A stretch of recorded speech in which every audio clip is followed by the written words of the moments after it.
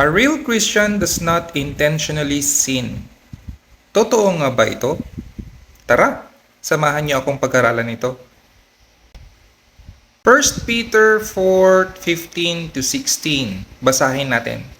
Sabi dito, "But let none of you suffer as a murderer, a thief, an evildoer, or as a busybody in other people's matters. Yet if anyone suffers as a Christian, let him not be ashamed, but let him glorify God in this matter." So kung titignan nyo dito, kausap ni Peter yung mga born again na Christians. Sinasabi ni Apostle Peter dito sa mga Christians na huwag kayong mag-suffer or maghirap na dahil kayo ay mamatay tao, magnanakaw, evildoer, or busybody in other people's matters. Kasi nga, hindi maganda yun bilang Kristiyano.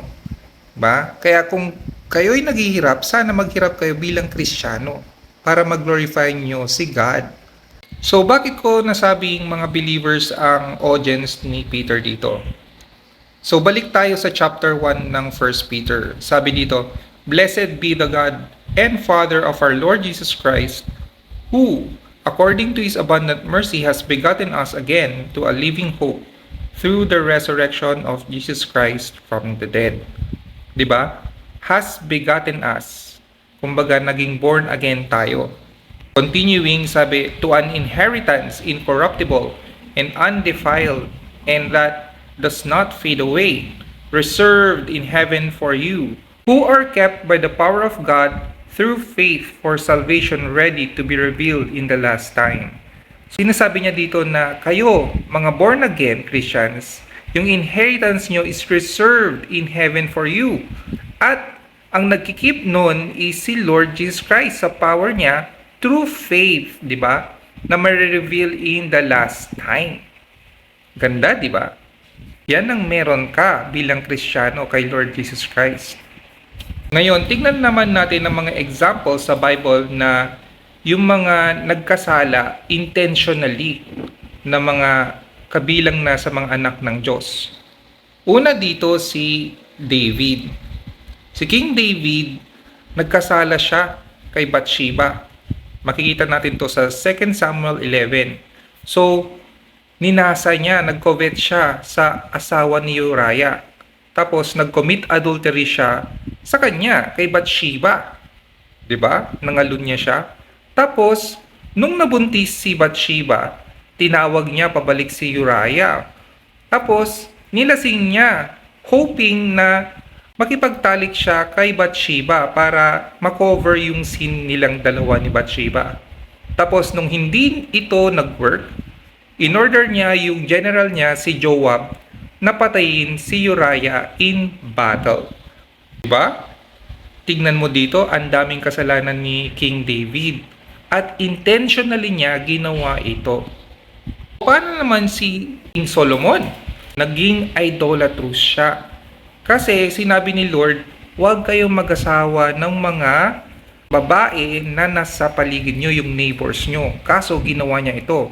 Ito yung nag-lead sa kanya para magsamba kay Ashtoreth, the god of Sidonians, kay Milcom, yung abomination ng Ammonites, si Chemosh, the abomination of Moab, saka kay Molech, the abomination of Ammon.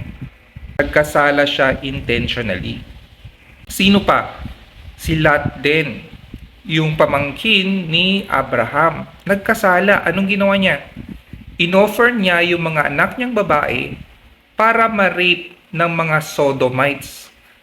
Diba? Kasi nga gustong i-rape sana ng mga Sodomites yung mga angels na sinugo ni Lord Jesus Christ sa kanila.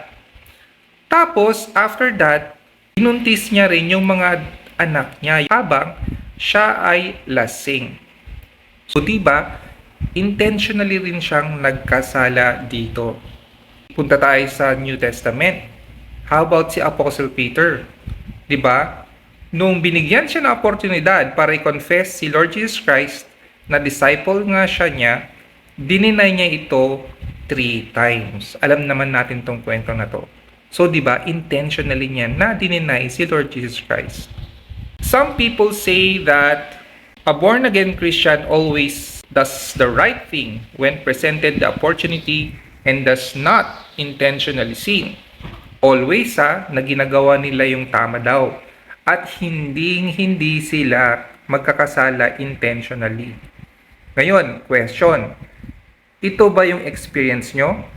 Diba? Hindi. Kasi perfection yan. Near to perfection actually. Sabi, always does the right thing and does not. Hindi daw nagsisin intentionally. Warning lang, do not be like the rich young man who said to Jesus in Matthew 19:20, "All these things I have kept from my youth. What do I still lack?" Diba? Mayabang yung rich young man nung sinabi niya ito. Nagawa ko to, nakip ko to, lahat nitong mga 10 commandments na to. Ano pa ang kulang ko? Huwag po tayong ganun. Maging humble tayo kay Lord. Na hindi tayo perfect. At growing ta rin tayo through grace every day kay Lord Jesus Christ.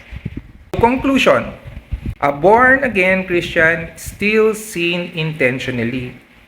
Parati man yan, konti, di ba? Or bihira.